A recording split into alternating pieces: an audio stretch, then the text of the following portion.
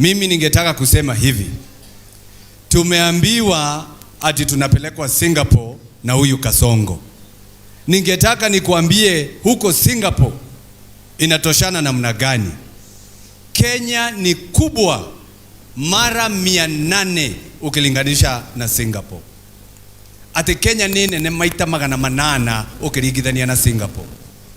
Na ukisikia huyo kiongozi akisema anatupeleka Singapore, hiyo ni kumaanisha hawezi ongoza nchi kubwa, anataka kuongoza nchi kidogo. Kwa hivyo yeye ashuke hapo aende asimame kiti ya mbunge.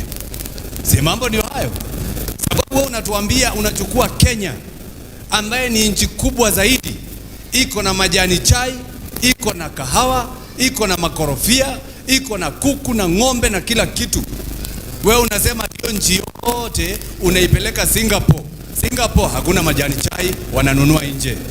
Hakuna kahawa, wananunua nje. Hakuna maziwa, wananunua nje.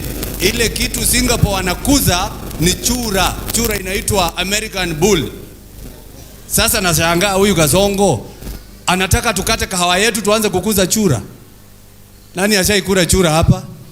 Nani angekula chura? Sisi tunaambia Kasongo akisema anatupeleka Singapore, hiyo ni kumaanisha ameshindwa na Kenya ambayo iko na kahawa, majani chai na maziwa.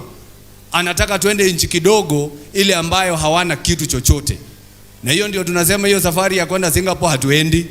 Na hapa tumeambiwa alikuwa ametuletea wheelbarrow. Ameshindwa kuitoa chini iende juu, sasa anataka kuenda kuchukua ndege.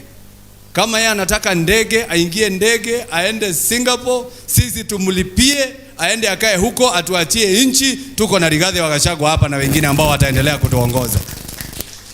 Si mambo ndio hayo? Ningetaka tuongeleshwe na seneta mama shupafu. Aliambia Kasongo wewe ni one term. Kasongo akakasirika sababu yeye anakasirikanga hata kuliko ule msichana mdogo.